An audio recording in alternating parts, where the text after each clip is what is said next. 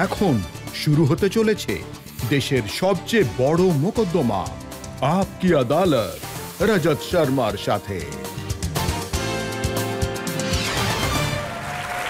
নমস্কার, আপকি আদালতে আপনাদের স্বাগত। আপকি আদালতে আজ সুরও আছে, তালও আছে, মিউজিক আছে, একটু দুষ্টুমি, একটু মজা। শুরু করব আজকের মোকদ্দমা।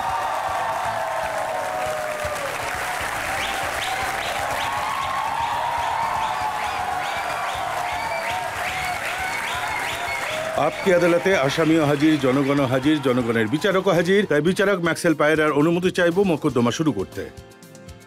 শুরু করুন। আপনার ওপর প্রথম অভিযোগ আনার আগে আমি বলতে চাই যে আপনি শপথ নিয়ে বলুন, যা বলবেন সত্যি বলবেন, আর যে প্রতিশ্রুতিগুলো দেবেন আগামী বছরগুলোতে সেগুলো পূরণ করবেন।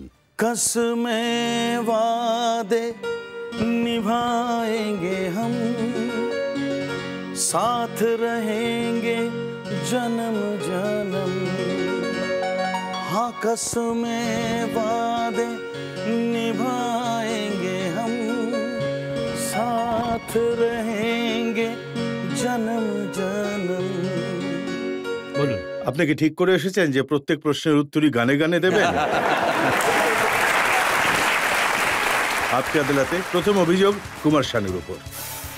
আপকি আদালতে সিঙ্গার কুমার শানুর ওপর অভিযোগ হলো যে ইনি নকল করেন। আপনার যিনি বাবা ক্লাসিক্যাল সিঙ্গার ছিলেন, খুব ভালো সিঙ্গার ছিলেন, উনি আপনাকে শাস্ত্রীয় সঙ্গীত শেখাতে চেয়েছিলেন, কিন্তু আপনি চলে গেলেন সিনেমার জগতের গানের মধ্যে। পরিশ্রম করতে চাননি। আমি অবশ্যই খুব বেশি ক্লাসিক্যাল তো শিখিনি, কিন্তু একটু আধটু যেটুকু তালিম নিয়েছিলাম, প্রথমে তো আমি আমার বাবার থেকে শিখেছি। তারপরে যখন বম্বে এলাম তখন কল্যাণজি ভাই, আনন্দজি ভাইয়ের থেকে একটু শিখেছি। আমি এটাও শুনেছি যে ছোটবেলায় আপনার নাম উনি ওই ছানু রেখে দিয়েছিলেন। কারণ হলো যখন দুধ কেটে যায় সেটাকে ছান বলা হয়, দুধের মধ্যে যখন লেবু দিয়ে দেওয়া হয় তখন ওটা কেটে যায়, তখন বাংলায় ওটাকে ছান বলা হয়। ছানা? ছানা। হ্যাঁ। ওই ছানার থেকে আপনার নাম ছানু রেখে দিয়েছিলেন, কেটে যাওয়া দুধের মতো। কোনো দিক থেকে কি আমাকে কেটে যাওয়া মনে হচ্ছে? See, my God. Thank you. আমি একদম গোটাটাই আছি, কেটে যাওয়া নই। আর আমার গলাতেও সুর কেটে যায়নি। আওয়াজ তো আপনার খুবই সুরেলা, তাতে কোনো সন্দেহ নেই। তাহলে ঠিক আছে। যখন আগে গান করতেন, যখন আপনি শুরু করেছিলেন, তখন আপনি এভাবে কেন শুরু করলেন যে আপনি কিশোর কুমারের গান কপি করে করে আপনি আপনার জায়গাটা তৈরি করলেন? না, আসলে কিশোরদাকে আমি প্রথম থেকেই ফলো করে এসেছি, কারণ আমার গলার আওয়াজও একটু আধটু ওনার সঙ্গে মিল খেত যে সময় আমি ক্যারিয়ার শুরু করেছিলাম। অ্যান্ড আই থিঙ্ক যে কোনো একজন লেজেন্ডকে ফলো করার মধ্যে খারাপের কিছু নেই। ওনার সঙ্গে ভালোটাই নেওয়া, ওনার ভালোটা নিয়ে নিজস্বতা মিশিয়ে একটা নতুন জিনিসকে জন্ম দেওয়া, এটা আমি চেষ্টা করেছি। আর আই থিঙ্ক জনগণ আমার সামনেই রয়েছে, ওনারা পছন্দ করেছেন বলেই আমি কুমার শানু হয়েছি। কিন্তু এটা সত্যি যে আপনি কভার ভার্সন গেয়েছেন, কিশোর কুমারের গান গেয়েছেন, ওই সময় গেয়েছেন যখন কিশোর কুমার বেঁচে ছিলেন। আপনি ওনার গানের নকল করতে থাকেন। হ্যাঁ। তাই কখনো কি উনি আপনার কান টেনে ধরেননি যে কি করছে, আমার গানগুলোর 12টা বাজাচ্ছ? আমি প্রথমে কলকাতায় ২-৪টে গান রেকর্ড করেছিলাম, আর সিনেমার ছিল, আর খুবই ভালো গান ছিল। তারপরে আমি যখন বম্বে এলাম তখন কিশোরদার কভার ভার্সন গেয়ে বেড়াতাম। অনেকগুলো ক্যাসেট বেরোনোর পরে ২-৪টে গানও আমি গেয়েছিলাম ওই সময়ে। কিন্তু সেই খ্যাতিটা আমি পাইনি। আফটার দ্যাট কিশোরদার ডেথ হওয়ার পরে ওনারা প্রকাশ মেহরা বাবুর জন্য আর আমাদের কল্যাণজি ভাই, আনন্দজি ভাইয়ের জন্য আমাকে এই জাদুঘর সিনেমায় না চান্স না, আমি দিয়েছিলেন। জানতে চাইছিলাম কখনো কিশোর কুমার আপনাকে ডেকেছিলেন যখন আপনি ওনার আরে গান আমি এটাকে গাইতেন? অ্যাভয়েড করছিলাম, আর আপনি তো এটাকেই টেনে নিয়ে চলে আসছেন। না, না, কিন্তু আচ্ছা, বলতেই হবে এটা। না, হ্যাঁ। কিশোরদা আমার ওই গানটা শুনেছিলেন কভার ভার্সন। তারপরে উনি এটা বলেছিলেন, কোন গানটা শুনেছিলেন একটু কভার বলে দিন। ভার্সনেরটা। আচ্ছা। উনি চলে যাওয়ার আগে অনেক কিছু বলে গিয়েছিলেন আমাকে। একটা জিনিস আমি গানের মাধ্যমেই বলতে চাই। আ जिंदगी का सफर है ये कैसा सफर, कोई समझा नहीं, कोई जाना नहीं, है ये कैसी डगर, चलते हैं सब मगर, कोई समझा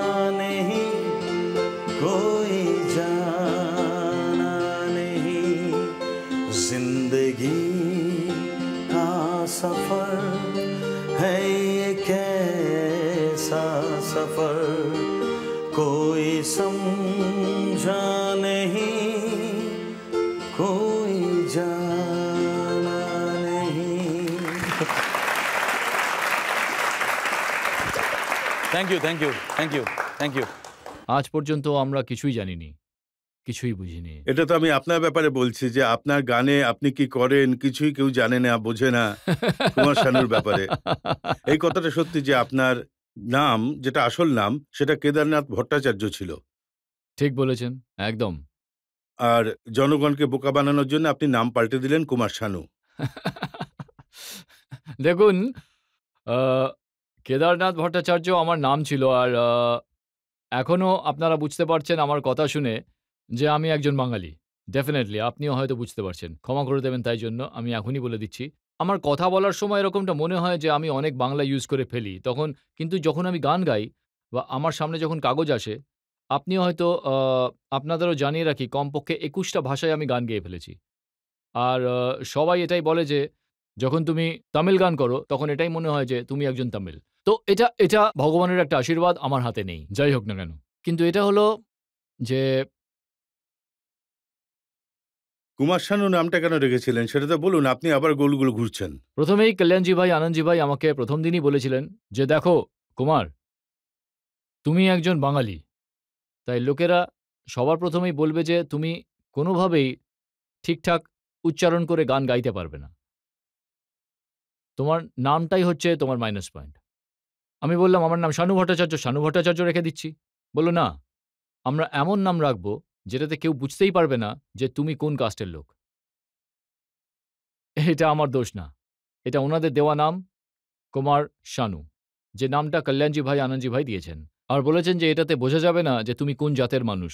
হ্যাঁ, আপনারা তো জানেন যে আর্টিস্টদের কোনো জাত হয় না, ঠিক করে গান গাইলে সব ঠিকঠাক, আর তা না হলে তো আবার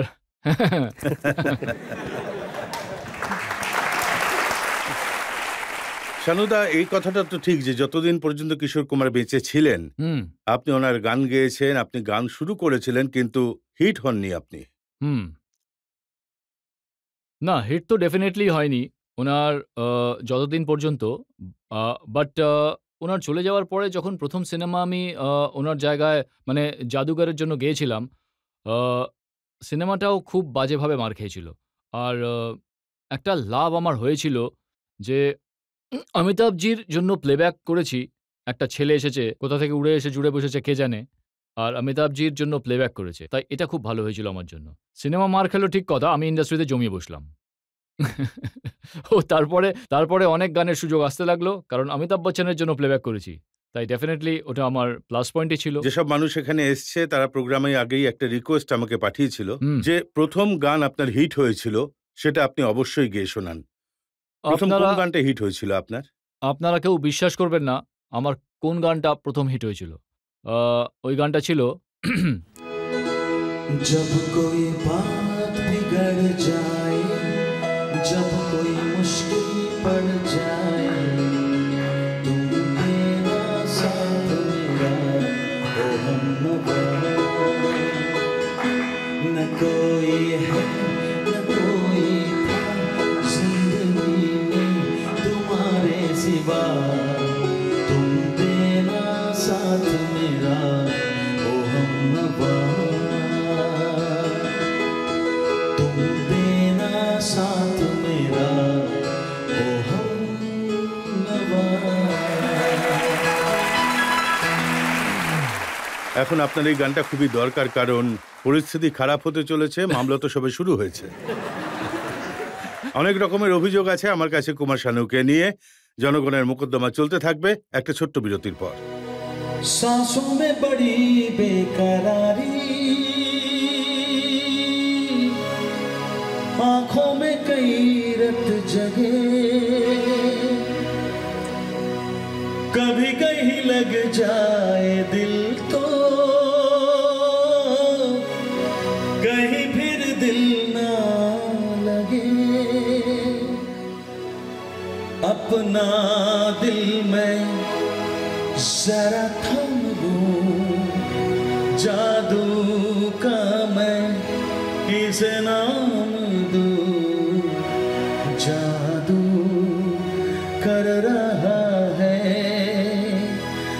जादू कर रहा है, असर चुपके चुपके। हाँ, दो दिल मिल रहे हैं, दो दिल मिल रहे हैं, मगर चुपके चुपके। हाँ, सबको हो रही है, हाँ हाँ सबको हो रही है खबर, चुपके चुपके।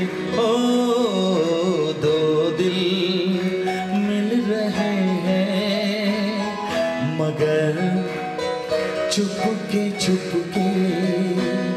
हाँ हाँ चुपके चुपके, चुपके चुपके।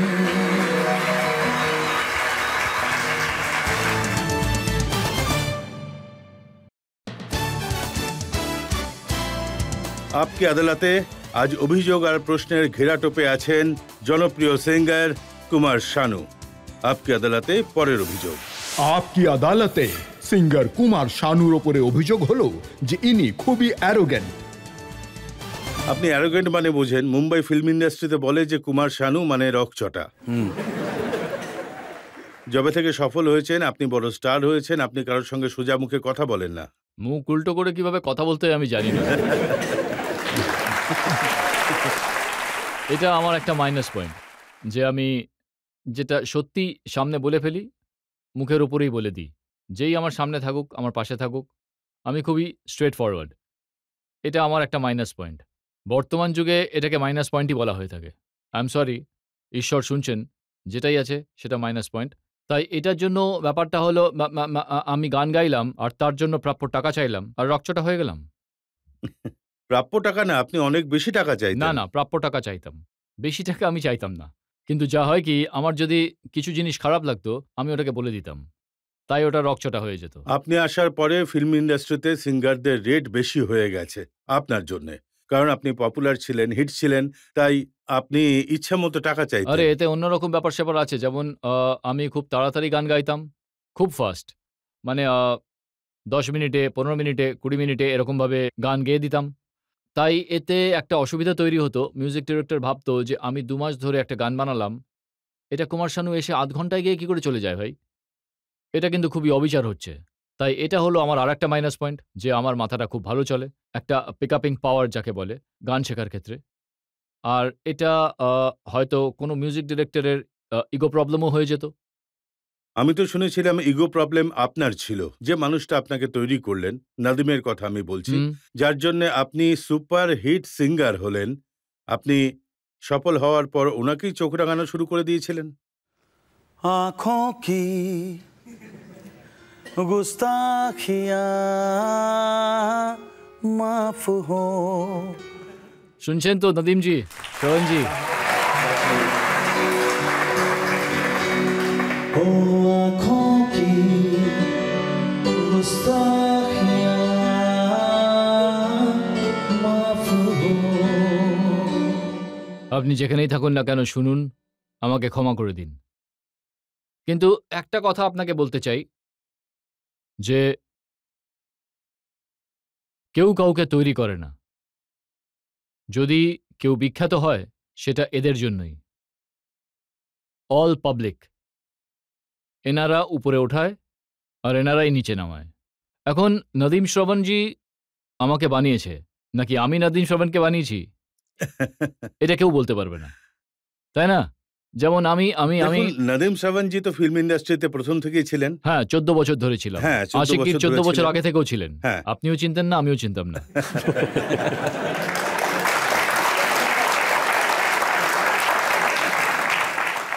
দেখুন দেখুন, এটা কিন্তু সত্যি কথা।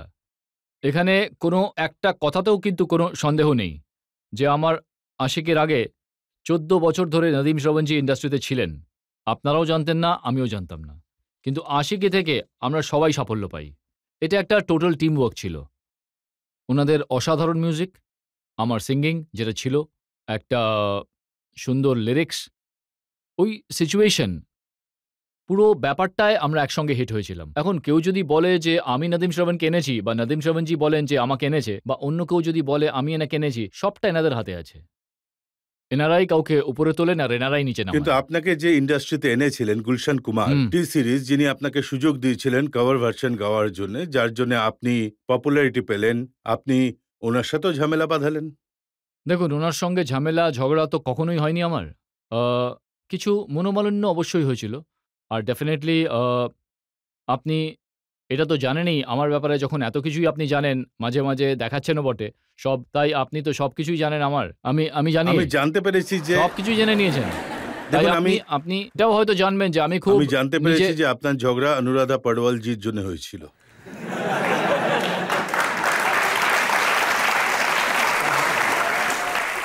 গুলশানজি খুব ভালো মানুষ ছিল। ঝগড়া যে কারোর জন্যই হতে পারে। আপনি তো জানেন যে আমার আত্মসম্মান খুব বেশি। আমি ইন্ডাস্ট্রিতে কখনো ডমিনেট নামক যে শব্দটা ইউজ করা হয়, ওটা আমি কখনোই সহ্য করিনি আর করবও না, শেষ নিঃশ্বাস অবধি। যে জিনিসটা আছে সেটা সোজাসুজি বলা, সোজাসুজি করা, এটা আমার রক্তে আছে। আমি এখন এরকম হয়ে গেছি, আর কিচ্ছু করার নেই। এত খারাপ হয়ে গেছি আমি, এটা থেকে আর কিচ্ছু করতে পারবো না, আর শোধরাতে পারবো না আমি। আমি সত্যিটা বলবোই বলবো, আর সেটা সোজাসুজিই বলবো। তাই এটার জন্য আমাকে ক্ষমা করে দিন দ্বিতীয়বার।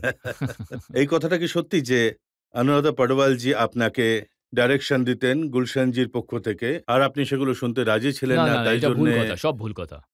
আমি এইসব কোনোদিন কখনোই বলবো না। আবার নতুন করে ঝগড়া লাগানোর মতলব করছে। কিন্তু আমি করব না।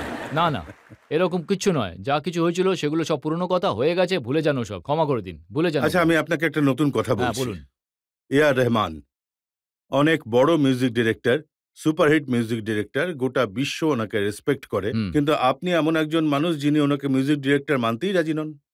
উনি কোনোদিন আমাকে সিঙ্গার মনেই করেননি।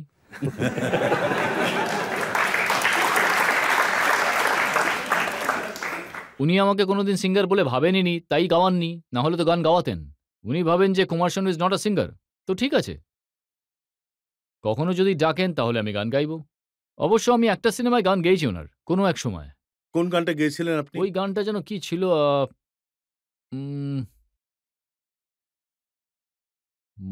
মনে পড়ছে না আমার। কারোর কি মনে পড়ছে ওই গানটা? যখন আমারই মনে নেই তাহলে আপনাদের কিভাবে মনে থাকবে? তাহলে এখন এটা বোঝা যাচ্ছে যখন রহমান সাহেবের সাথে আপনি গান গাইতেন তখন পরিস্থিতি কি হতো? একটাই গেয়েছি, একটাই গেয়েছি। হ্যাঁ। আরে মনে কেন পড়ছে না রে? ধুর, ওই গানটা কেন মনে পড়ছে না? আচ্ছা, কি কারণ ছিল যে আপনি এআর রহমান সাহেবের কখনো গান করেননি বা উনি আপনাকে ডাকেননি? এর কারণটা কি? আমি তো রেডি হয়ে বসে আছি। এখন ডাকলে আমি এক্ষুনি চলে যাব। রহমান সাহেব শুনছেন তো? আপনি এখনই ডাকলে আমি এক্ষুনি চলে যাব। আচ্ছা, এই কথাটা সত্যি যখন আপনি একটার পর একটা অ্যাওয়ার্ড পেয়েছেন, 5টা ফিল্মফেয়ার অ্যাওয়ার্ড, বেস্ট প্লেব্যাক সিঙ্গারের একখানা অ্যাওয়ার্ড পেয়েছেন, তারপরে আপনি এত অ্যারোগেন্ট হয়ে গেছিলেন যে আপনি বলেছিলেন আমার অ্যাওয়ার্ড ফাওয়ার্ড দরকার নেই, আমার কাছে এসব ম্যাটার করে না। এটা একটা ভুল ইনফরমেশন মানুষের কাছে চলে গেছে, মিডিয়ার কাছে চলে গেছে, যে আমি ইগনোর করেছিলাম। আমি একদম ইগনোর করিনি। আমি একটা ভালো কথা বলেছিলাম যে আমি খুবই খুশি হব যদি ৫ বার নেওয়ার পরে আমি এটা বলেছিলাম যে ভাই এটা কোনো নতুন সিঙ্গারকে দেওয়া হোক। তাহলে আমি খুবই খুশি হব। তাই এটা আমার খুবই অন্যায় হয়ে গিয়েছিল যে আমি এটা বলার পরে এরা সবাই প্রিন্ট মিডিয়াতে এই কথাটা আ আ ছেপে দিয়েছিল যে কুমার শানু ইগনোর করেছে ফিল্মফেয়ার নেওয়ার জন্য। আর ফিল্মফেয়ারের লোকেরা আমার উপরে রেগে গিয়েছিল যে তুমি এটা কিভাবে বলতে পারলে? আমি বললাম ভাই এরকম কিছু বলিনি। আমি বলেছিলাম যে নতুন কোনো সিঙ্গারকে এটা দেওয়া হোক তাহলে আমি খুবই খুশি হব। তাই এটা আমার অপরাধ ছিল। ওটার শাস্তি এখনো পেয়ে চলেছি। তাহলে অপরাধ আপনি অনেকগুলোই করেছেন, দেখুন, তাই জন্যই তো আপনার সামনে হাজির হয়েছি। আর এখন অনেক শাস্তি পাওয়া বাকি। আচ্ছা, আচ্ছা। জনতাকে জিজ্ঞেস করি, আপনাকে কোনো প্রশ্ন করতে চান নাকি? হ্যাঁ। স্যার, প্রশ্নটা এটা হলো যে আজকাল কিছু রিয়েলিটি শো আসছে কিছু চ্যানেলে, আপনি হয়তো দেখেছেন। হুম, সেখানে মেলোডিকে একদিকে সরিয়ে রেখে আর আপনার স্ট্রাকচার কিরকম, আপনি কিভাবে পারফর্ম করছেন, ওটাই মূল ব্যাপার হয়ে দাঁড়িয়েছে। সুরে গান গাইছেন নাকি গাইছেন না সেটা দ্বিতীয় ব্যাপার। প্রথমে আপনি দেখতে কিরকম আর কিরকম আপনার স্ট্রাকচার, আপনি কিভাবে পারফর্ম করছেন সেটাই মূল ব্যাপার হয়ে দাঁড়িয়েছে। এই ব্যাপারে আপনি কিছু বলতে চাইবেন? আর কি হতে পারে? এটা কি ঠিক না ভুল? এটাই আমার এটা কোয়েশ্চেন। জেনে আমার খুবই ভালো লাগছে ওনার কোয়েশ্চেনটা শুনে যে একটা ইয়াং ছেলে এরকম ধরনের চিন্তাভাবনা করে, মানে রিয়ালিটি যেটা আছে, রিয়ালিটি এদের মধ্যে আস্তে আস্তে পৌঁছচ্ছে, ছড়িয়ে পড়ছে। বর্তমানে যে গান শোনা যায় সেগুলো কান দিয়ে শোনা যায় না, লোকেরা চোখ দিয়ে শোনে। আপনি এটা জানেন তো? লোকেরা চোখ দিয়ে শোনে। কোনো গান যদি ভালো হয় লোকেরা তখন বলে, কি ভালো গান ভাই, টিভিতে। See? This is the thing. তাই আপনি খুব ভালো বলেছেন, যখন আপনি চোখ দিয়ে গান শুনবেন তখন চোখের জন্য কিছু একটা চাই। দেখুন বর্তমানে রিমিক্সেরও দরকার আছে, কিন্তু রিমিক্সেও একটা জিনিস আছে। আপনি এটা বলুন না যে রিমিক্স কেন পুরোনো দিনের গান নিয়ে তৈরি হচ্ছে, নতুন যুগের গান নিয়ে কেন রিমিক্স তৈরি হচ্ছে না? তারপর আর ডি বর্মন, সচিন দেব বর্মন, শঙ্কর জয়কিষাণ কেন বর্তমান যুগের গান নিয়ে কেন রিমিক্স তৈরি হচ্ছে না? তার কারণ আমাদের ভিতরে কোথাও না কোথাও ওই ইন্ডিয়ান মেলোডি গেঁথে রয়েছে। না হলে তো কজরারে কজরারে এত বড় হিট হতো না। ওটা ইউপির একটা ফোক, ইভেন ওয়ার্ডস অলসো। ওগুলো আমাদের ভিতরে আছে। ওই জিনিসগুলো উন্মুক্ত করা বা মার্কেটে নিয়ে আসা বা ওগুলোকে প্রমোট করা, এসব বাকি লোকজনদের কাজ। এসব যতদিন না পর্যন্ত হচ্ছে ততদিন এসবই চলতে আগেকার থাকবে। দিনে হুম। মিউজিক ডিরেক্টর, সিনেমার ডিরেক্টর, প্রডিউসার এরা সবাই মিলে একসাথে কাজ করতো। রাজ কাপুর সাহেবের জন্য সবসময় মুকেশের গলাই থাকবে, শঙ্কর জয়কিষাণের সাথে থাকবে, এইভাবে হুম। রাজেশ খান্নার জন্য কিশোর কুমারের গলা থাকবে, একজন ফিক্স সিঙ্গার ছিল। কিন্তু বর্তমানে এরকম হয় না। বর্তমানে যদি একটা পাথর ছুঁড়ে মারাও সেটা সিঙ্গারের গায়ে পড়বে। ওনারা খুব লাকি ছিলেন যে ওনাদের কম্পিটিশনে ২ জন বা ৩ জন সিঙ্গার ছিলেন যাদের নিজেদের মধ্যে একটা বেশ হেলদি কম্পিটিশন সেই সময় হতো। বর্তমানে তো কম্পিটিশনের ব্যাপার-স্যাপারই নেই। কম্পিটিশন তো ওখানে হয় যেখানে একটু সমতা থাকে বা একটু ওই ধরনের কিছু বিনোদন আমরা পাই। এখানে এরকম কিছুই নেই। এখন এরকম হয়ে গেছে যে আ আ সস্তায়, সস্তায় কিভাবে নাম অর্জন করা যায়। যারা এখন মিউজিক শিখছে, নতুন যুগের Yes, যেসব সিঙ্গাররা yes. আছে, যারা এখানে আসতে চায়, পরিশ্রম হুম। করে জায়গা করতে চায়, হুম, হুম। ওদের জন্য কি বলতে চান আপনি? যদি কেউ ফিল্ম ইন্ডাস্ট্রিতে গান গাওয়ার জন্য চেষ্টা করে, তাহলে বেশিরভাগ বম্বেতে এরকম সিঙ্গার আছে যারা ফ্রাস্ট্রেটেড হয়ে গেছে। ২ বছর ধরে, ৩ বছর ধরে, ৫ বছর ধরে, ১০ বছর ধরে বসে আছে, গানের সুযোগ পাচ্ছেন না। ফ্রাস্ট্রেটেড হওয়া উচিত নয়। এই কাজটা এরকম যে টাইম উইল কাম।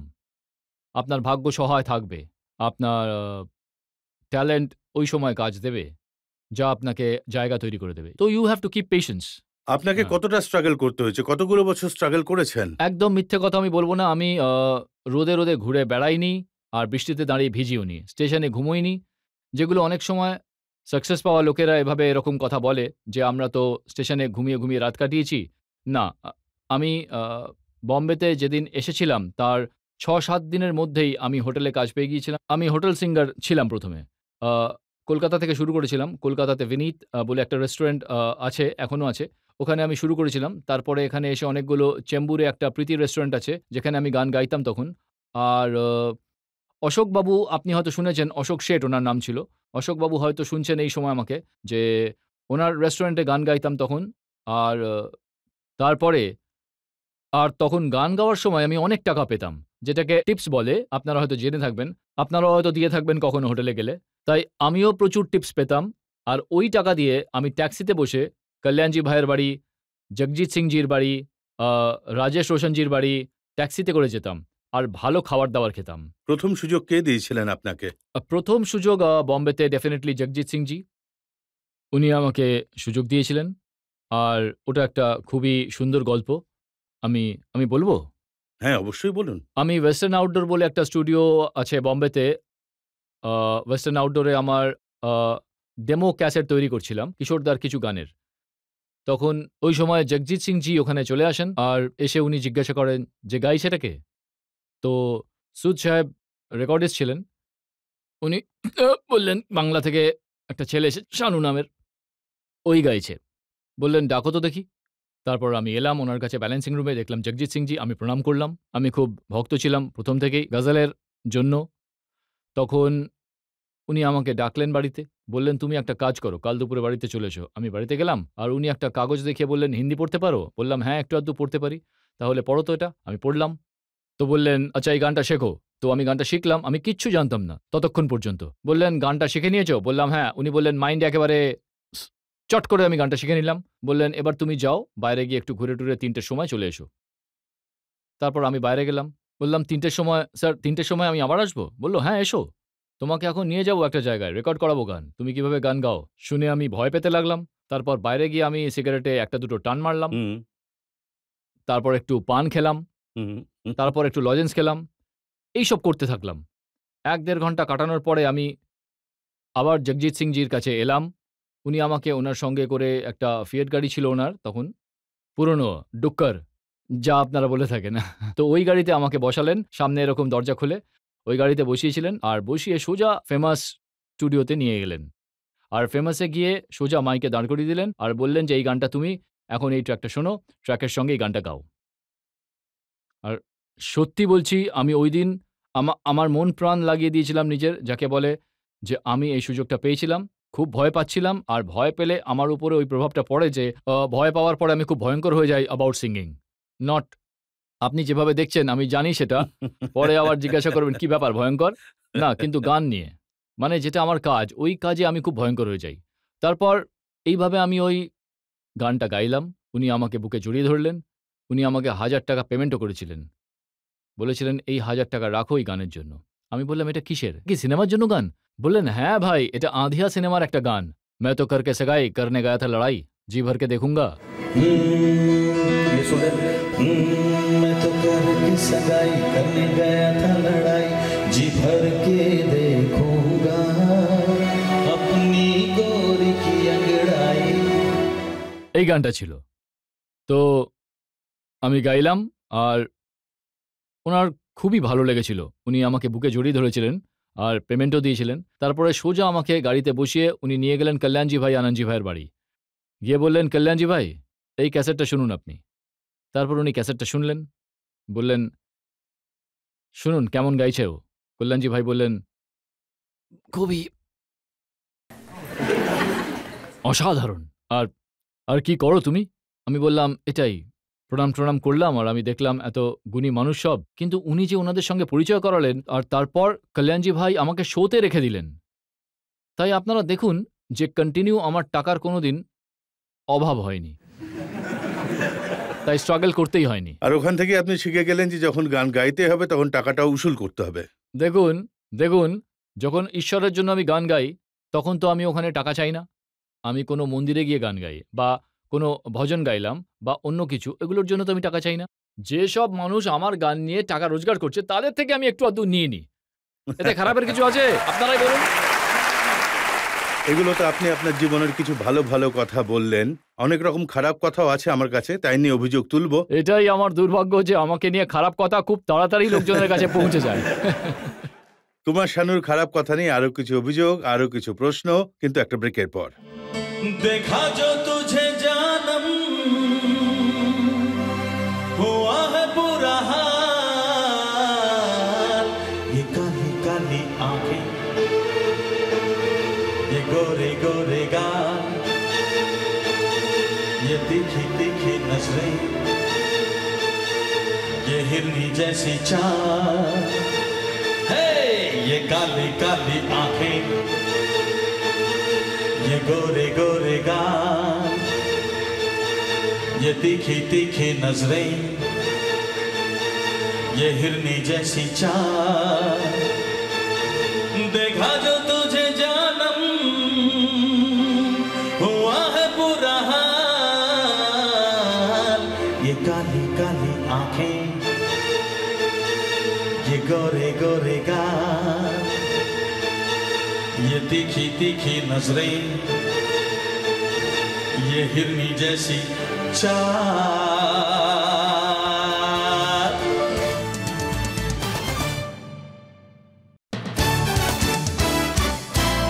आपके আদালতে আজ অভিযোগ আর প্রশ্নের ঘেরাটোপে আছেন প্রখ্যাত সিঙ্গার কুমার শানু। आपके আদালতে পরের অভিযোগ কুমার শানুর উপর। আপকি আদালতে সিঙ্গার কুমার শানুর উপরে অভিযোগ হলো যে ইনি নিজের কাজে মনোযোগ দেন না। আসল কথাটা হলো এই যে 1990 থেকে 1994 অবধি এই 4টে বছর যখন আপনি সফলতার চূড়ায় উঠছিলেন, যখন আপনি একটার পর একটা সাফল্য পাচ্ছিলেন, তখন আপনি এক এক দিনে 10-12টা গান গাইতেন, কিন্তু তারপর আপনি অলস হয়ে গেলেন, গান টান ছেড়ে দিলেন আপনি। তারপর দেখুন, তারপরে আমি আপনাকে বলছি, তারপরে আমি অলস হয়ে গিয়েছিলাম আপনি বলছেন, কিন্তু তারপরে প্রচুর গান, যেমন तुझे देखा तो ये जाना सनम प्यार होता है दीवाना सनम तुझे देखा तो ये जाना सनम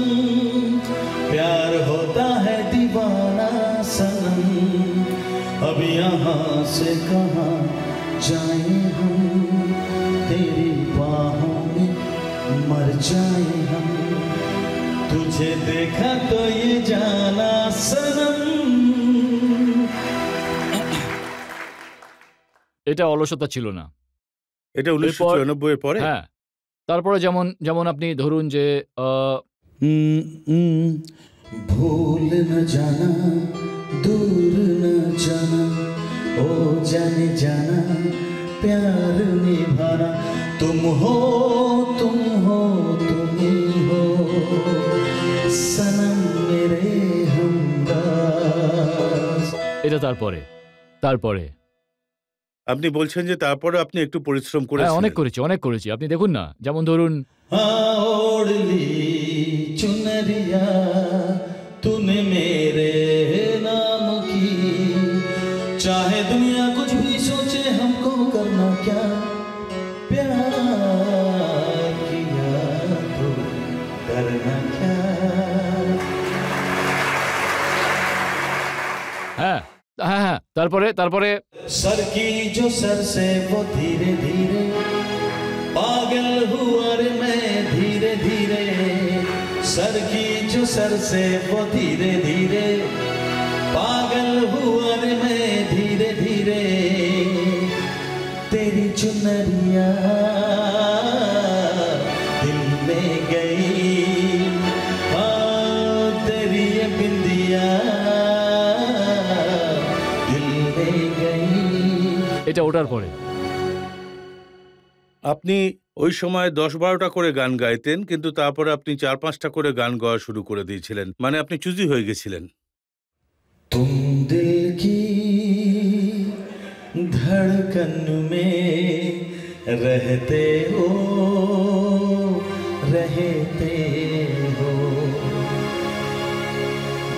तुम दिल की धड़कन में रहते हो,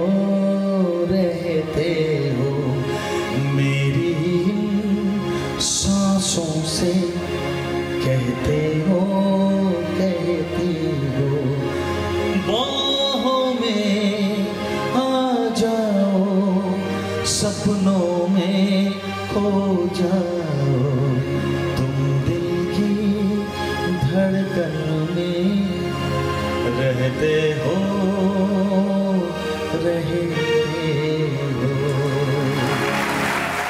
এটা তারপরে গেয়েছিলাম। তাই আমি পরিশ্রম করছি, এখনো আমি পরিশ্রম করছি।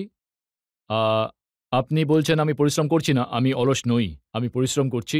আপনি হয়তো দেখেছেন আমি অনেক রকমের জিনিসগুলো যেগুলো আমাদের মধ্যে আছে, আমি ওই সব জিনিসগুলো যেগুলো আছে সেগুলো আমি পাবলিককে বলতে চাই, পাবলিককে জানাতে চাই, পাবলিককে বোঝাতে চাই যে আমি এটা I can do that, I আপনি ক্যান ডু দিস। জনগণকে এটাও বলতে চেয়েছিলেন যে আপনি ফিল্মে হিরো হতে চলে গিয়েছিলেন। অনেক বড় ভুল ছিল। আর বলুন। জনগণ এটাই বলে, অনেক বড় ভুল ছিল। আমি একটা বাংলা সিনেমা করেছিলাম। ওই সময় আমি আমার 22 কিলো মানে 22 কিলো ওজন কমিয়েছিলাম আর হিরো হয়েছিলাম। কারণ বাংলা সিনেমা ছিল, আমার কথা বলতে কোনো অসুবিধাই ছিল না, আমি বাঙালি, খুব সহজেই বলে দেবো। দ্বিতীয় ব্যাপার হলো একজন সিঙ্গারের লাইফ স্টোরি ছিল। তাই আমি ভাবলাম যে আমার বন্ধুরা সবাই আমাকে ইনসিস্ট করেছিল, অনেকে ছিল, তাদের মধ্যে একজন এখানেও বসে আছে। ওরা সবাই আমাকে নাচিয়েছিল যে তুই ওয়াই নট ইউ, যে তুইও একজন সিঙ্গার। আর ওই যে স্টোরিটা ছিল, সত্যি বলছি ওই সিনেমাটা 23 সপ্তাহ কলকাতাতে চলেছিল, মানুষ এত পছন্দ করেছিল। কিন্তু একটা জিনিস আমি ওখান থেকে শিখেছি, যে acting is such a boring thing. সত্যি বলছি। তারপরে আমি আর কখনো চেষ্টাও করিনি, আর করবও না। আর যদি কেউ আমাকে এসে বলে, তাহলে আমি ওকে ছেড়ে দিন, আমি করতে চাই না। জনগণের থেকে 2-1টা প্রশ্ন। ওই হ্যাঁ, ইয়েস, থার্ড রোতে। এই কথাটা কি সত্যি যে আপনার গান শুনিয়ে মিউজিক থেরাপি করা হয়? এই ধরনের কি কোনো চিকিৎসা করানো হয় মানে হংকংয়ে? আপনি ঠিকই শুনেছেন। আমার কাছে একজন ডক্টর অ্যাসোসিয়েশনের একটা লেটার এসেছিল, আর আছেও আমার কাছে এখন সেটা। উনি আমাকে আমন্ত্রণ জানিয়েছিলেন ওখানে, যে আপনি বিশ্বাস করবেন না, হয়তো যে আমার ওই গানটা যেটা আছে, যে গানটা আমি আগে গেয়েছিলাম, জব কোই বাত বিগড় যায় জব কোই মুশকিল পড় যায়, এই গানটার মাধ্যমে একটা একজন ফিমেল পেশেন্ট ব্রেস্ট ক্যান্সার ঠিক হয়ে যাচ্ছে। It's amazing. ওই ডাক্তার আর ডাক্তাররা নিজেরা আমাকে এটা লিখেছিল যে আপনি হয়তো বিশ্বাস করবেন না, ইটস আ মিরাকেল, যে দিনের বেলা মানে ওই পেশেন্টটা যিনি ছিলেন একজন মহিলা ছিলেন, আর উনি 30 বার কমপক্ষে ওই গানটা শোনেন, আর এটা শুনে উনি রিকভার করছেন, অনেক তাড়াতাড়ি রিকভার করছেন। আর আমরা চাই যে আপনি ওই পেশেন্টের সঙ্গে আপনি যখনই হংকংয়ে আসবেন, আপনি এসে একবার ওনার সঙ্গে দেখা করুন আর দেখবেন যে আপনার গানের মাধ্যমে এটা সম্ভব হচ্ছে আজ। তাই এটা আমার কাছে খুবই বড় একটা অ্যাচিভমেন্ট যে আমি যদি কারোর প্রাণ বাঁচাতে পারি। কিন্তু অন্যরকম করতে করতে আপনি কিরকম উপায় খোঁজার চেষ্টা করেছেন সেটা নিয়েও আমার কাছে অভিযোগ আছে। আমরা একটা ব্রেক নিয়ে নেব, আর ব্রেকের পর নতুন কিছু অভিযোগ আর প্রশ্ন নিয়ে হাজির হব। কুমার শানুর ব্যাখ্যা শুনে নেব ওনার আরও কিছু কাজকর্ম নিয়ে।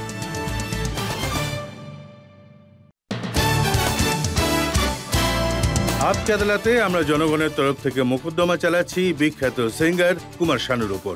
আপকে আদালতে পরের অভিযোগ কুমার শানুর উপর। আপকি আদালতে সিঙ্গার কুমার শানুর ওপরে অভিযোগ হলো যে ইনি রীতিমতো নাটকবাজ। দেখুন, জনগণ আপনাকে এত ভালোবাসা দিয়েছে, আদর দিয়েছে, আপনাকে এত বড় সিঙ্গার বানিয়েছে লোকজনদের সাহায্যে, কিন্তু ওই গান বাজনার সুবিধে নেওয়ার জন্য আপনি রাজনীতিতে চলে গেলেন। দেখুন, রাজনীতি আমি করি না বা কখনো করিও নি। কখনো রাজনীতিতে আমার ইচ্ছেও ছিল আমি না। আপনাকে একটু মনে করিয়ে হ্যাঁ। দিচ্ছি, যখন গতবার নির্বাচন হয়ে গেছিল তখন আপনি গান গেয়েছিলেন, অটল জি কো দেখা তো ऐसा लगा। আমি জানতাম আপনি এটাই বলবেন, আমি জানতাম। কিন্তু একদম আমি আপনাকে এটা বলতে চাই যে আমার কিছু পছন্দের হিরোরা আছেন আমার লাইফে, যাদের আমি খুবই পছন্দ করি। এটা আমি স্বীকার করছি। আমি অটলজিকে, শুধু অটলজিই নয়, যেমন ইন্দিরা গান্ধী, আমি ওনাদের থেকে মানে ওনাদের দ্বারা খুব অনুপ্রেরিত আমি। যেমন রাজীব গান্ধীজি, অটলজি, এদের আমার ভালো লাগে। I can't help. যদি এদের মধ্যে কেউই, যদি ওই সময় ইন্দিরাজি আমাকে বলতেন যে ভাই আপনি এসে আমার জন্য কিছু করুন, ক্যাম্পেইন করুন, কিন্তু ভাষণ টাষণ তো আমি দিই না, শুধু তো গানই করেছি, তাই না? তাই আমি সবার জন্য গান গাওয়ার জন্য প্রস্তুত, যাকে আমি পছন্দ করি কিন্তু তারা দেখুন, যদি আমায় ডেকে পাঠায়। যখন আপনি জাভেদ আখতারের গানের 12টা বাজালেন, যেখানে লেগেছিল এক লড়কি কো দেখা, আর আপনি বলে দিলেন অটল জি কো দেখা, তো ওনার কেমন লেগে থাকবে? জাভেদজির তো ডেফিনেটলি ভালো লাগবে না, কারণ ওনার লিরিক্সের ভুল ব্যবহার হয়েছে ওনার বক্তব্য অনুযায়ী। But what ever it is, it's a good, কারণ ওই গানটা এত পপুলার গান ছিল, তাই জন্যই ওটা আমি পছন্দ করেছিলাম। আর ওই গানটা ছিল ओ एक लड़की को देखा तो ऐसा लगा, एक लड़की को देखा तो ऐसा लगा, जैसे खिलता गुलाब, जैसे शायर का ख्वाब, जैसे उजली किरण, जैसे बन में हिरन, जैसे चांदनी रात, जैसे नरमी की बात, जैसे मंदिर में हो एक जलता दिया,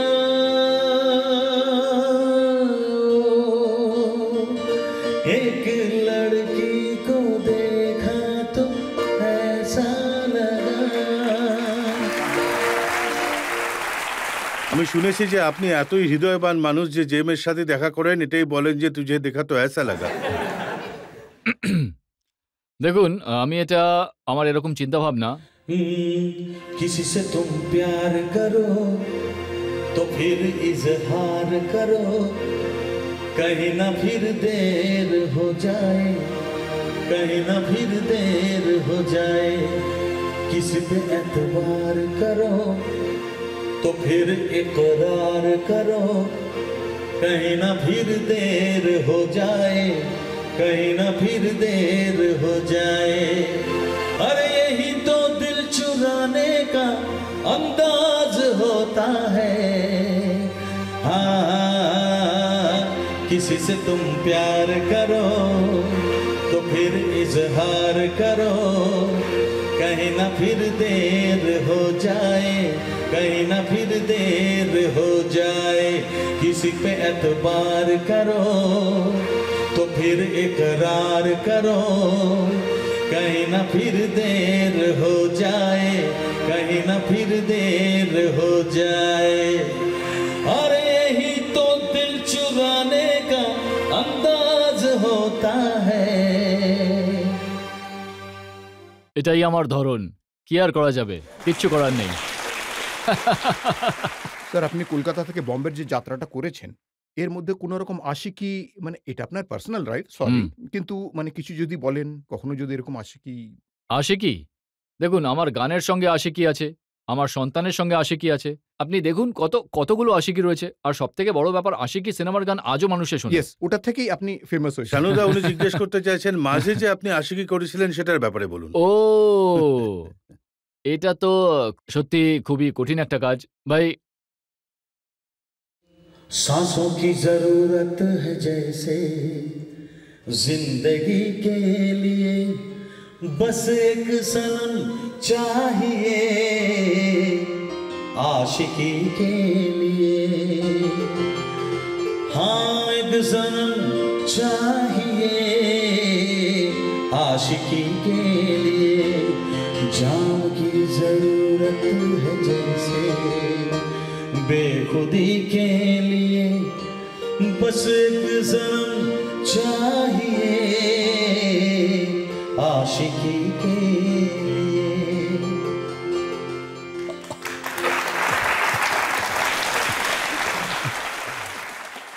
থ্যাংক ইউ শানুদা, খুব ভালো লাগলো এটা জেনে যে আপনি আনন্দে আছেন, সুখী পরিবার নিয়ে আছেন। পরিবারের জন্য আপনাকে অনেক শুভেচ্ছা আমার তরফ থেকে। আমরা জনগণের তরফ থেকে অভিযোগ করেছি, ব্যাখ্যা চেয়েছি কুমার শানুর থেকে। আমরা একটা ছোট ব্রেক নিয়ে নেব, আর ব্রেকের পর শুনে নেব আপকি আদালতে আজকের বিচারক ম্যাক্সওয়েল প্যারেরার সিদ্ধান্ত। ব্রেকের পর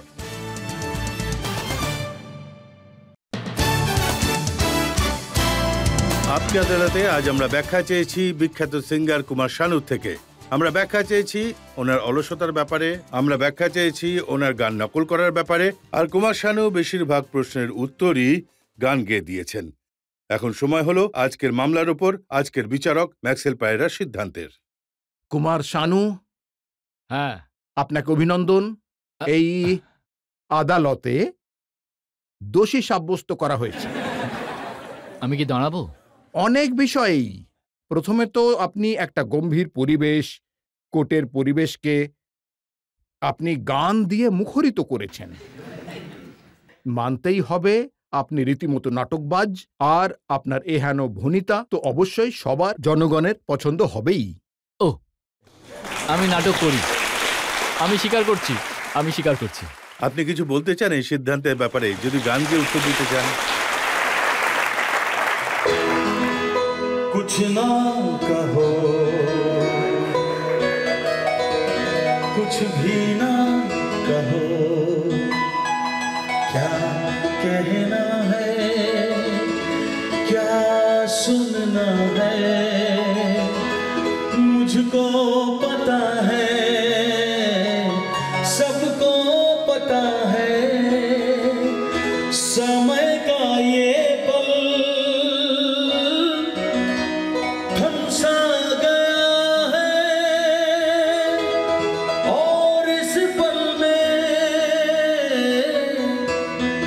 कोई नहीं है, बस एक मैं हूँ, बस एक आप है।